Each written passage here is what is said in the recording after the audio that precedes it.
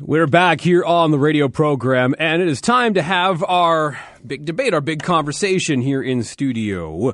We've been talking about this since last week when Paolatto came on the radio program, and he had some concerns about the dollars and cents surrounding the bus rapid transit project. Councillor Helmer called afterwards and said that he disagreed with some of Paul's numbers. So via Twitter, which we were just talking about off the air, via Twitter, we decided that, let's just get everyone in the studio can sit down and have a conversation about this. So we're going to debate and converse a little bit about this rapid transit project here. So Councillor Jessie Helmer and Paolatto, future mayoral candidate, thank you very much, both of you, for being here. Glad to have the conversation with you today. Good morning, Craig. Thanks for having me. Thanks for having me on, Craig.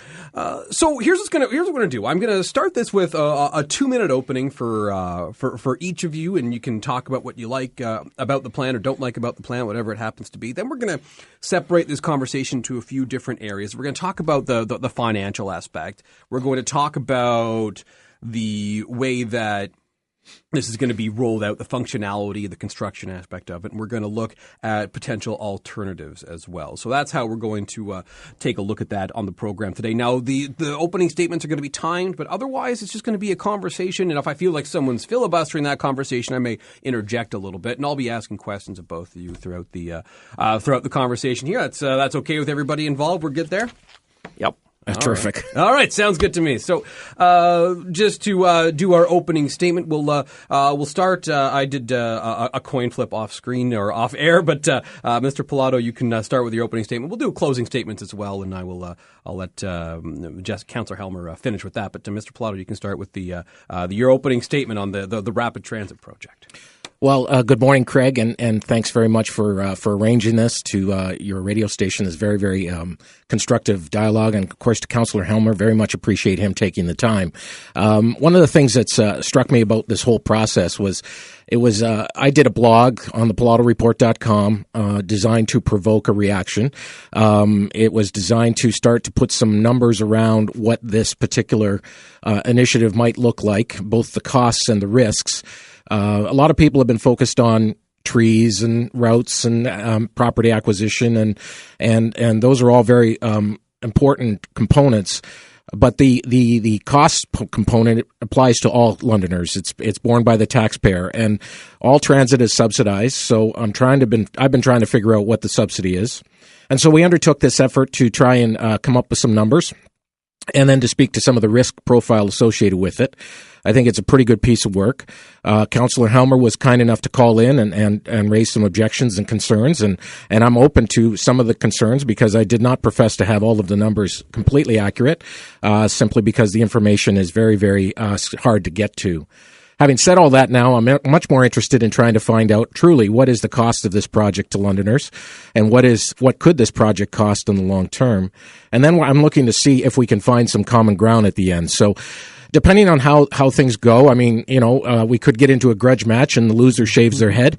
Are those stakes available to us? In Jesse's case, it may be more consequential than me, but really the intention is to actually put some information out there, have people listen in, understand what the costs and consequences are with this potential project, and then determine if there's a way for us to come together on finding the right plan. The community is getting increasingly divided, and it's becoming a concern to me. And if this becomes a ballot box issue, nobody actually wins at the end. 158, not bad. Councillor Helmer, your opening statement. Oh, well, thank you, and thanks for having me on, Craig. Anytime I can talk about transit and rapid transit, I'm happy to do that. And I'm really glad that Paul is digging into the numbers, primarily because when you look at the numbers, rapid transit makes a lot of sense from a financial perspective. I want to talk about the overall context. That's what I want to talk about, and I think we've kind of lost track of that. Rapid transit is just part of what we're doing in the City of London around transportation. And one of the reasons we have a big plan for transportation all over the city and transportation improvements all over the city is because transportation and the mobility network is critically important to the economy in the city, and it is the part that the city is responsible for. So we plan for it on a long-term basis. The big plan for that is called the Transportation Master Plan. It was approved a couple of years ago. We have basically a 20-year horizon for projects, variety of projects, transit and road-related, in that plan. And I want to just talk about it because it's really important. So basically it's $1.3 billion of projects to widen roads and improve roads. They vary from smaller projects like upgrading a 2-lane arterial to bigger projects like widening Fanshawe Park Road or widening Hyde Park Road. In total, the roads part of it is $750 million. The bus rapid transit part, obviously, we know is $500 million on the capital side. So together, that's about $1.3 billion over that 20-year period that we're planning to spend. And I think it's important to keep the rapid transit component that's just part of what we're doing overall. When you look at rapid transit itself, and I think it's important to kind of break it down, it's such a huge project to break it down into its components. It's basically a number of road widening projects and bridge work over a 10-year period in a phased way that are very doable and achievable. These are the kind of projects that contractors in the city are doing regularly. And I think it's important that we keep that in mind when we're talking about the risks. We will have to leave that there because we are at the 2 minutes. And you both mentioned risks. So let's start with that. And from the financial perspective, Paul, what do you think the risks are here when we're talking about the $500 million for bus rapid transit? What are the risky parts of this in your mind? Well, Craig, I'd like to take just one step back first. Sure. With regards to the Transportation Master Plan, it's important for Councillor Helmer and I to come to some agreement. And what I mean by that is there are things we're going to agree on. So I do agree with the direction the Council has said. I do agree with a lot of the it starts with the original vision of the Council. It talked about how the Transportation Master Plan fit into the overall goals of the community. Where we get into problems is around this particular plan and the risk profile associated with it. So just so we're clear, I liked what I read in the Transportation Master Plan. And what the Transportation Master Plan pointed to was a much more measured approach around rapid transit. This thing got accelerated at some point between the preparation of that, the approval of that plan and the preparation of the business case for Shift Rapid Transit. I've asked about why that was the case, but it's not been made very clear to me as to what the accelerants were. The problem with the accelerant process is that it's created these risks around ridership, development charges, and construction costs that I think are material and which could ultimately cannibalize the city's ability to do the rest of its well-meaning agenda. I want to ask you, Councillor Helmer, about both the acceleration that Paul was talking about and the ridership projections. But first, we'll talk about the acceleration. What prompted that in your mind, from your perspective, where this decision was being made, or was there an acceleration? Do you think? Well, the original concept for bus rapid transit came out in 2006. Here we are in 2018, and we're finally at the point where we have a project funded by the provincial government. I don't believe that's been a fast process. If anything, I think that's been a very slow process to get to this point. Yes, plans have been revised over time as more design work has been done. And yes, plans have been changed as we went through the environmental assessment process, which is obviously part of planning these kind of projects. And I think it's important to keep in mind the costs and how they break down amongst who's paying and how they're paid for. Because if you look at the $500 million for rapid transit, that the component of that that's going to be capital levy, that's property taxes that are going to the capital project, is $11.7 million. That is what is in the budget right now for the city. $11.7 million. That's over 10 years. So that's $1.1 million a year for 10 years, basically. There are 163,000 households in the City of London. So that's $7 per household per year for the capital part of rapid transit. Councillor, the only issue with that is that the development charges, the presumption is that $100-somewhat million, $112 million, $113 million are going to come from development charges. And the presumption is that the city will continue to grow and that these development charges will offset the capital exposure for the residents. So in the event that development charges don't manifest themselves, do these charges ultimately fall back on the taxpayer? So it's $118.5 million in development charges.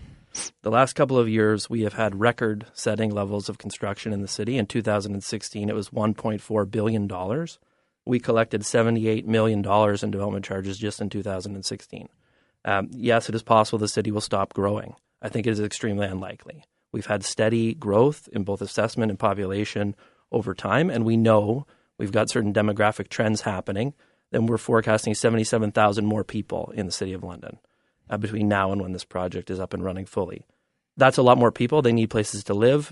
Places where people need to live trigger development charges. I'm very confident that the amounts are very reasonable for development charges and recoverable. I understand that, but just so we're clear, the risk falls back on the taxpayer if the growth doesn't manifest itself. Yes, the growth has been very high the last couple of years, but if you go back 3 or 4 years prior to that, the growth wasn't there. And in fact, there was shortfalls in the development charge forecast. So I'm not entirely sure you can say, well, okay, we're just going to continue to grow at this current rate, and therefore the taxpayer doesn't have that risk. Let's be clear. The taxpayer bears the risk if the growth doesn't manifest itself. So that's not accurate, and I'm going to try and explain it. It's a bit complicated. If we assign the development charges cost to the development charges rates, eventually we're going to recover them from rates. The question is how fast we're going to recover them. If we don't recover them at the rate that we're expecting, i.e. if construction is lower than we expected, we will have to borrow money to cover it. We will not go to the taxpayer to say, throw in this money. We're not going to make developers pay the development charges. We're just going to let them off the hook for it. We'll borrow it and they will owe it to us. So when the development charges do come in, they will go back into those reserve funds as they should have. And that's why we plan development charges on a long cycle. We know that sometimes development will come in spurts. It'll be busy one year and then a little bit less the next year. And we use reserve funds and debt to manage that over time. The risk is not really on the property taxpayer. The risk is on the developers and the cost of new housing. Well, okay. And then if you have to go and borrow, the operating cost associated with interest, the interest charge is borne, right? Because it's $1.03 per dollar you borrow. That 3 cents, I know it sounds very small, but when you manifest it across millions of dollars, does fall back on the operating budget, which means it does fall back on the taxpayer. So I am accurate. In the unlikely event that we had to borrow money to cover DC rate shortfalls, because we weren't recovering them because it was slower, we would have to borrow money less than 3%. We don't borrow at that rate. The City of London has a AAA credit rating, and we borrow it lower than that. Yes, we would have to borrow it, and yes, there would be a small incremental cost. In the grand scheme of things, that is a rounding error on this project. It's a very small amount of money. Okay, so now we borrow it on development charges. Let's go through the assumptions of worst case scenario. I know you want to keep it on best case scenario, but let's go through the assumptions of worst case scenario. Let's say the ridership doesn't manifest itself. Those are revenues that are not coming through the fare box, which means that has to be recovered somehow. So that, again, falls back on the taxpayer. Let's look at construction costs, which right now are probably understated relative to other similar projects around the province. That would fall back on the taxpayer. All of those carrying charges would fall back on the taxpayer. Am I correct? Look, it's basically the easiest thing in the world to scare people and tell them that, the sky is going to fall and everything's going to run over budget and, oh my God, we're going to have to pay more money. The truth is that the risk of these kind of things is very low. So in my ward in the last couple of years, there's been about $50 million in infrastructure projects delivered. The vast majority of those projects have been on time and on budget. The city, and working with the private sector to actually deliver the construction projects, just doesn't go over budget the way people are talking about it. It just does not happen like that. We're very careful. All these budgets include contingencies to allow for some cost overruns, some unexpected things that we might find. It does happen, but we are extremely careful in how we plan these projects. And this particular project, now that it doesn't have a tunnel and an underground station, it is just a series of routine road widenings and bridge work, the kind of work that the city and contractors in this region do all the time.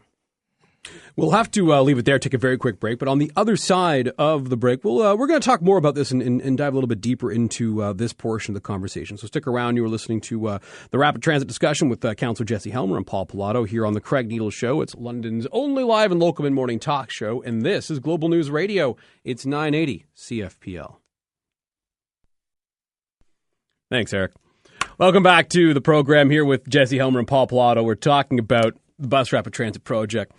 And I wanted to take a further look at the dollars and cents, because that seems to be where the disagreement is as far as what the risk is to taxpayers, and is this something that is going to be a long-term albatross here in the City of London? When we're looking at the numbers, when we're looking at the dollars, Councillor Helmer, I'll ask you first, are we in a situation where this stuff is projectable? We're talking about, ridership numbers and things on those lines, which is a big part of this. But how difficult is it to project this stuff when we're talking about 5, 10, 15 years down the road? Yeah, I just, if we could, I wanted to spend a little bit of time on the financial side. I think it's really good that Paul wants to talk about that, because it's so important. I actually really believe in transit as a way of getting people around the city, and it's important from a mobility perspective. But frankly, the best thing about this project is the financial side of it, and I think we need to talk about that. So you remember I said the capital portion of the rapid transit that was on property taxes was $11.7 million? Yes. The cost of resurfacing that same road network is $15.6 million on property taxes. So I want to repeat that. It is $15.6 million to just resurface the roads. It is $11.7 million to put in the entire BRT network. The reason is because nobody else is paying for resurfacing the roads. No development charges, no provincial money, no federal money. That's all on municipal property taxpayers. So you could pay $9.50 per household per year for 10 years to resurface those 24 kilometers of road. And at the end, you'd have a new road. Or you could pay less, $7.20 per household per year for 10 years, and you'd have all the new roads, plus you'd have the lanes for rapid transit and the stations and the buses, and now you've got a transit system that is much improved. So from a capital levy perspective, the kind of portion of the capital project that's paid by property taxes, I mean, this is just a slam dunk from a financial perspective, an absolute slam dunk. Paul, do you agree with that assessment as far as the roads are going to have to be essentially resurfaced anyway? I do agree with that. What causes me some concern is that Jesse's premise is that basically $12 million gets us a $500 million system for property tax. And I understand how he got to that math, but that assumes a whole bunch of ridership projections, development charges, construction costs coming in on time. And I think the risk profile of this project is too significant. And rather than continue to debate the financials, what we should be doing is putting the financials out there for everybody to see so that people can assess the true mortgage cost associated with this project. I do not accept that this project's going to cost taxpayers $12 million. I don't know how that's even possible unless everything comes in perfectly and per plan. And the most notable risk, in my view, is the ridership projections, because they continue to project a ridership base of 31 million people by the time 2035 comes around. And yet we've been stalled at 22 for several years now.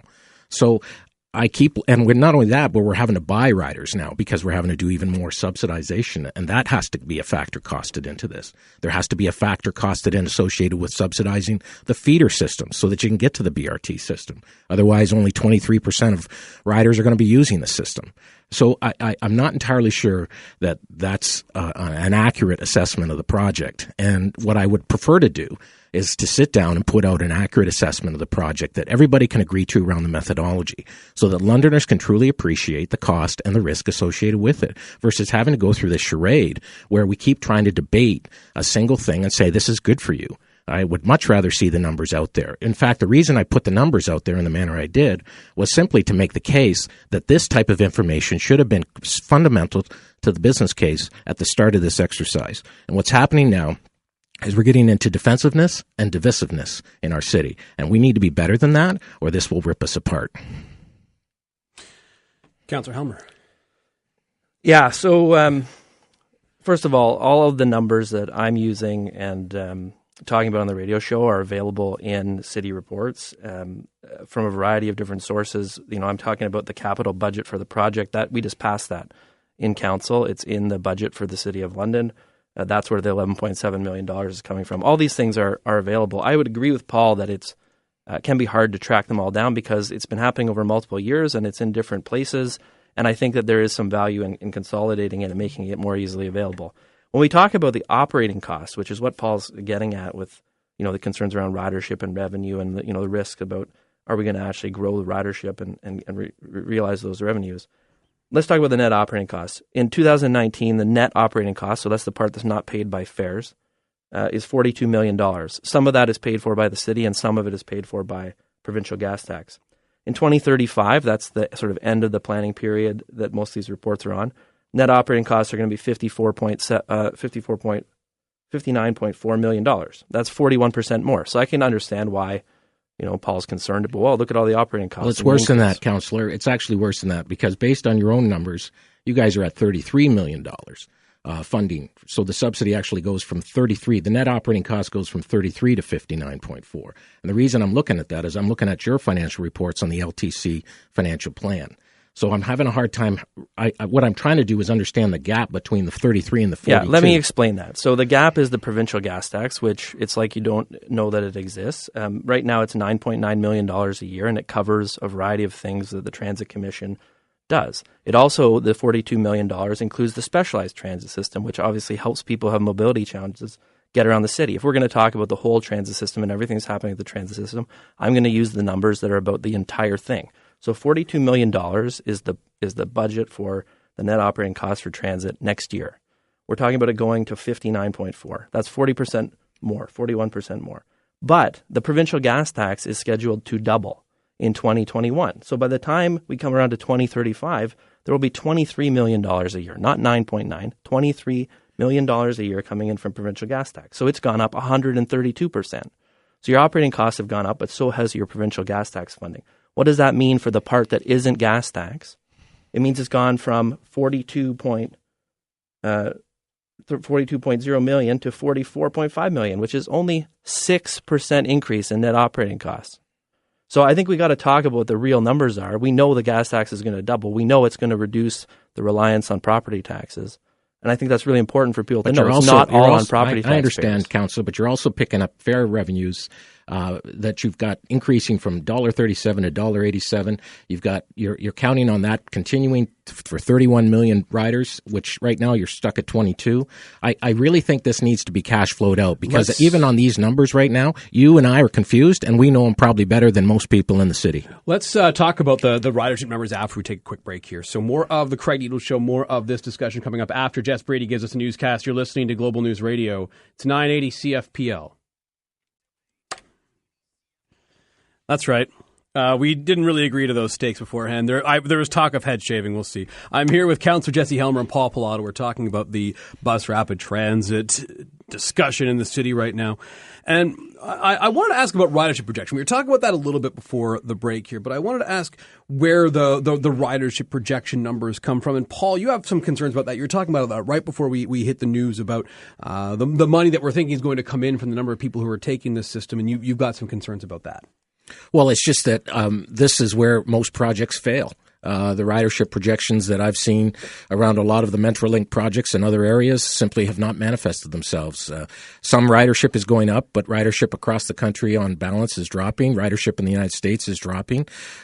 So to presume that we're just going to continue to trend upwards in the manner we are, in my view, is high risk. Half of the riders are students. They pay for it whether they use the transit system or not. We've had great expansion in the universities and the colleges over the past 4 or 5 years. But is that trend going to continue? I'm not entirely convinced that's the case.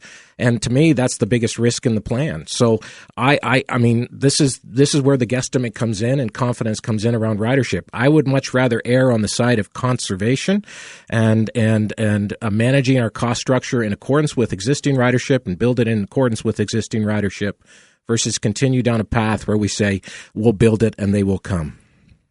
Councillor, what do you think? I think it's important to look at what's happening with ridership now. First of all, we have an extremely busy transit system that is at capacity, especially on the major routes.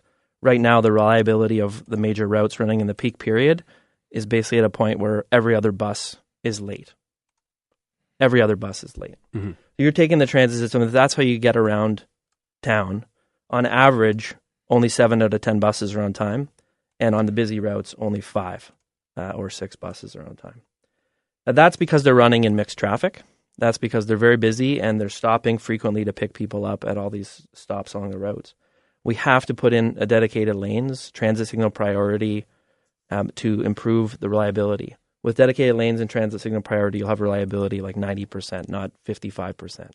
And, when the quality of the service improves to that extent, I think it's very reasonable to expect that it's going to drive more riders. Like any kind of service, the better it is, the more people want it. And I think we've reached the point where we're flatlining on ridership. I want to point out ridership is 22.9 million as of 2017, the year that just ended. That's up about 0.7% over the year before. And so ridership is growing, even with the situation we have now and the quality of service that we have now. So we're talking about increasing the net operating cost by 41%. That's going to allow us to deliver 36% more service hours overall. That's rapid transit and all the other transit service altogether, 36% more. The costs are going to go up 41%. But as I pointed out, the cost is going to be on the property taxpayers, not going up by 41% because gas tax is going to cover some of that. If the ridership doesn't materialize, and this is something that we do at the Transit Commission regularly, is we are constantly reprioritizing and changing our bigger plan to say, you know what, it's not working. We're going to make a little adjustment. We're going to change this. This route is not performing at the level it needs to be. We're going to cut it. We just cut a route for next year because it wasn't performing well enough. And we took those service hours and put them into parts of the system that needed those service hours. So we're always adjusting on an ongoing basis as we see what's actually happening with ridership. And I think that it's important that people don't think we're just going to go and build out the system and run all these buses, whether people get on them or not. Yes, there's a risk around ridership. I think these are very conservative estimates from first principles. The Transit Commission, I've worked with them now for 3 years. They are the most conservative, careful people in terms of planning that I've ever met in my life. They're very sharp financial people, and they're very careful. And these are very conservative, reasonable estimates.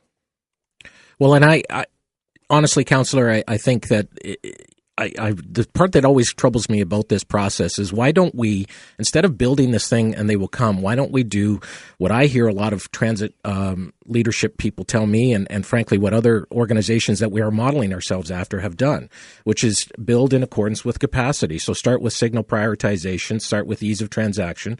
Look at York, look at Brampton. They're all using mixed traffic vehicles. They seem to be having some success with their programs. They've taken years to get to where they are.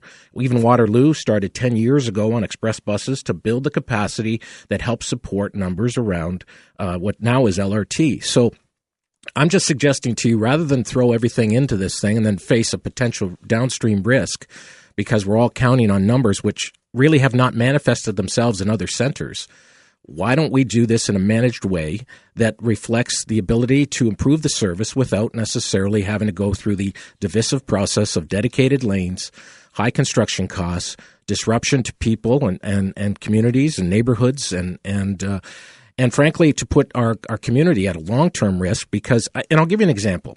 One of the classics, in my view, was a well-intentioned effort was to try and move coal plants to wind energy and solar energy. I think that was a laudable effort.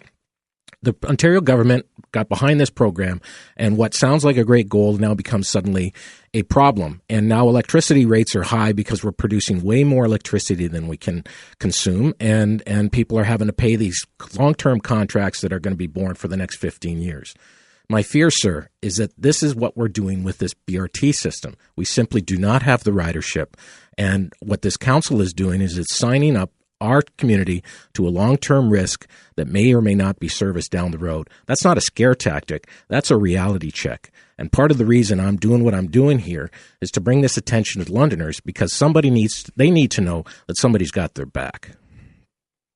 Do you have a response to that as far as, well, not necessarily the scare tactic perspective of this, but, he's got concerns about these numbers. What would you say? Yeah, so that unfortunately was the most political part of the discussion we've had so far, and I think it was unfortunate. Waterloo Region and Hamilton both have ridership in the same neighborhood that we do. The Waterloo Region is putting $818 million into their rapid transit plans. They're going to do a stage 2 on top of that down the road. Hamilton is putting $1 billion into their LRT in Hamilton. These are systems, their existing ridership is the same or less than ours. We have an extremely busy transit system where people are demanding transit, and that needs to be improved. The service of transit needs to be improved if we're going to drive ridership growth. I think the idea that we can do some kind of painless service improvement to transit and still get these kind of results is a fantasy. So we have to put in the capital infrastructure to make the significant improvements for transit. Yes, we can do less, and we will get less. And what we will do is we will save the provincial government and the federal government money that they won't spend in London, and they will spend it somewhere else. So I would like to get people in London to work. I would like to get as much federal and provincial investment into all kinds of infrastructure as possible in the City of London. Every dollar we spend on capital infrastructure, especially dollars that are coming from the provincial and federal government, allows us to lower the operating costs of transit. Just think about it. It obviously is cheaper to run buses in dedicated lanes where they don't get held up by traffic than it is to run buses in mixed traffic where they do get held up by traffic. So we can widen these roads, we can put in the dedicated lanes. Yes, it is disruptive. But as I mentioned earlier, we have to resurface these roads anyway. There will be construction on these roads anyway. Just to put it in perspective, if you look at the pavement quality index of these roads, 98% of that network needs to be resurfaced by the time BRT is going to be operational anyway. There's one segment, 410 meters long, that doesn't need to be resurfaced by 2028, and it needs to be resurfaced in 2028. So, we have to look at it in the long run, right? Yes, there's going to be short-term disruption, but we cannot just think that we can have people standing at bus stops, watching a bus go by them in the middle of winter because it's full, or standing at a bus stop trying to get to work, and they're 20 minutes late because the bus is 20 minutes late. It's just not reliable enough for people to go about their day. That's why people are not choosing to take transit. When transit is reliable, when it would get them to all the important things in their life on time and in a predictable way, they do take it. The transit mode share for all transit systems that have dedicated running ways is higher than what you see in the City of London. And Councillor, I appreciate your full-throated endorsement of the position you've taken. The issue is Londoners have not had a choice on that. They've not had that choice that you've made for them. They will take this to the ballot box, make no mistake. I would much rather at least do a couple of things constructively between now and then. Otherwise, we're going to be into a divisive debate. And just right now, in the last couple of minutes, we both entered into a political conversation, and it's probably not constructive. So maybe we can set that aside for just a minute. Would you agree that one of the things we could do to help alleviate some of the angst that people feel is an appropriate cash flow analysis that shows people exactly what the cost flow is for the aggregate system, not just BRT and not just LTC, but the whole boat, the full boat, and give this measurement so people have a sense of what it looks like, and then to put a risk profile around it. What happens if this happens? What happens if that happens? So that people can make informed choices. Because right now, all of the debate in the coffee shops and around the water coolers is simply that I don't like this, or I don't think I want to take care of that. I don't want to pay for this. And these are the kind of things that we're entering into.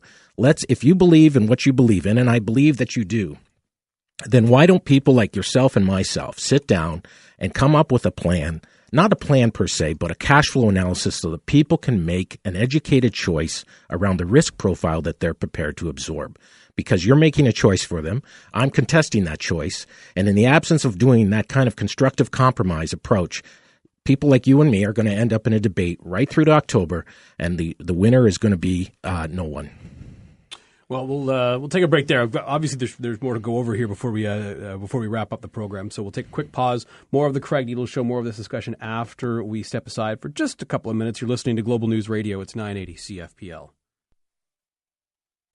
I want to ask about the functionality of this plan, and there's been some criticism of that and whether this is going to get enough riders on the bus. We talked about that a little bit already, but when we're talking about how this plan is going to function and how it's going to improve the way that we get around this city, Jessie, I'll ask you first. What is the way that this is going to improve the way that we get around this city? How are we going to be better off once this is done than we are here today? So for people who are taking transit now, along those corridors in particular, you're going to get way improved reliability, right? So you've got routes now that are just jammed with people and they're running late all the time and they're not as frequent as we would like. And frequency is going to improve, reliability is going to improve, and the travel time is going to improve. So, in terms of transit users, it's a big win for people who are going to Masonville Mall. They're trying to get to St. Joseph's Hospital. They're trying to get to Western University, Old East Village, downtown. Anyone who's trying to get to those places or leave from those places and go somewhere else, there's going to be pretty significant improvements. And a lot of the trips, right, it's because we have so much employment downtown and at those major institutions like Victoria Hospital. We have so much employment. There's a lot of trips there, and there's a lot of potential for ridership increase. So for people who are taking it now, it's going to really make their life a lot better. For people who want to switch from driving, which there will be some people who they choose, I'm going to take the transit to work instead of drive, or they say, I'm going to keep driving to work, but I'm going to take transit down to a night's game. There's going to be places where people are going to choose to take transit where they otherwise would drive. And that's going to save them money. Primarily, that's why people take transit. That's why I take transit. Cost of carrying a car is about $9,000 a year with insurance and gas and depreciation. the cost of transit is about $1,000. So it saves people money when they take transit, and if it's reliable and gets them around town, that's great. And when people save money, they can spend it on other stuff that they think is more important, right? So they can go to the shops, they can buy things, they can go out for dinner, they can save for their kids' school. Saving people money on transportation is really, really important for the long-term economic success of the city. And we can't forget about the huge cost of owning cars. Well, I think all of those things are very important, and I'm not entirely sure, though, that I want to spend $500 million on a transit program in order to accommodate that. I think there are other priorities in our community. I'm taking a broader look at this, and the way I look at it is we're getting increasingly economically isolated as a community. We're reliant on a 401 that is getting entirely congested, which is tying up our ability to move capital, talent, and goods around town and into other major centers. I'm increasingly of the belief that we're stuck in the mud. And as we continue to debate trying to move people around the city, we're losing ground economically to other communities in our area. And we're losing ground as a regional leader. And from my perspective, I would rather put the money elsewhere. I look at the opportunity cost of not moving the money to other priorities. And that could be in the areas of high-speed rail. It could be leveraging up our airport. It could be improving access to the 401. It could be linking us better with other communities. I also think, frankly, that the money should be spent on building an economic development model that focuses on our downtown. I'm a big fan of Pittsburgh because of what it's been able to do in terms of its revitalization efforts. And I know transit's an important part, but it's not the whole ball game. And right now what's happening is our entire city is being consumed by one issue and a huge dollar amount. So I'm going to take a broader approach on this thing, and I'm going to continue to challenge those that support transit only, because as I look at it right now, all of our money is going all in on this plan. And to me, that's not necessarily the best use of our dollars, and that's not the best opportunity for our community down the road. Since we're right up against the clock, I'm going to give you both the 2-minute closings that we were talking about. And since Paul, you got to open, I'm going to let Councillor Helmer finish. So, Paul, your 2-minute closing on the conversation surrounding bus rapid transit. Well, I really appreciate you hosting this conversation, Craig. And if Councillor Helmer would like to do it again, maybe we should, because there's a lot to this plan and there's a lot of information that needs to be shared. I'm still of the view that we need an opportunity to provide Londoners with a complete, independently verifiable financial analysis so they can understand the true costs in aggregate of this plan and of the risks associated with it. But more importantly, I really want to see the city get back to another level in terms of its regional leadership. I think council's actually made great strides in that in terms of identifying the investments that may get us there. So I certainly applaud a lot of that. Where it breaks down for me is the amount of consequence and cost associated with this particular plan and how it could end up consuming dollars that we desperately need for our jobs, for those that are hurting in our community, and for our to resolve our economic isolation. So I think, we need to restore a sense of pride in our community. I'm excited about what we can do with all of this opportunity. I believe even the federal and provincial government are interested in making London a success. We have some exceptional representatives in our community, and they want to see it all work. So it's not an all-in or all-or-nothing on this plan. This is a piece of the puzzle, and it doesn't have to be the whole piece. I think we can do better, and that's what I want to continue to have conversations with Councillor Helmer. He's the flag bearer for this project, and I also think he's interested in every bit as much as the other aspects of what we're trying to accomplish here. So I'm continuing to reach out to him, to the Shift leadership team, to anybody in the community who's looking to do that, because that's where the opportunity resides. Councillor Helmer, you get the last word on this. So this is the project that has been funded by the provincial government. We finally got to this point with $170 million in funding, which is a really big step forward. And now we need to put that money to work in the community. It's going to provide a lot of economic stimulus once we start building the project. It's going to put a lot of blue-collar construction workers to work. And I think it's really important from an economic stimulus perspective that we move forward on the project right away. I don't want to spend years talking about should we do this or should we do that. I frankly thought we should have done something different. I thought we should have done light rail on the Northeast Corridor. That doesn't stop me from supporting the best thing that's possible, which is this plan. We have to improve transit now because we have a very specific aging demographic problem that is coming down the pipe. I wanted to talk about it because I've seen a lot of seniors, and they look like they're in their 60s and 70s at a lot of the meetings. And I think they're very skeptical, and I understand why, because they're worried about the impact on property tax. They're going on to fixed income. Some of them are retired now, and they're worried about that. And it makes sense to be worried about it. I understand that. It's totally normal. But this, from a property tax perspective, is a very smart use of money. And the issue we have is that seniors stop driving. Seniors who are driving now in their 60s and 70s, the rate of seniors driving once they go over 80 years old drops off very, very fast. It drops off really fast for women. At age 90, women who are driving, it's only 9% of them are driving. Right now, we have 8,200 super seniors who are 80 plus in Middlesex County writ large. In 2035, the end of this period we're talking about, there's going to be 29,000 super seniors who are not driving. Right now, I'm just going to repeat that. Right now, there's 8,200 who are not driving. There's going to be 29,000. Right? That's when all the boomers age out and they age into not driving. How are they going to get around the city? Where are they going to need to live? We have to do this project because it makes great financial sense. It is the one way to improve the quality of transit, and it is urgent because we have to have it ready before the seniors stop driving. We will have to leave it there because we are right up against it for time. Councillor Helmer and Paul, thank you so much, both of you, for coming. This is really, really good. Glad to have the conversation. We'll hope to do it again in the future, like Paul was saying, but this was productive. I enjoyed it thoroughly. Thank you, both of you, for doing it. Thanks a lot. Anytime, Craig. Yeah, we will take a break here. We'll get your reaction to what you just heard on the other side. You're listening to The Craig Needles Show. It's Global News Radio 980 CFPL.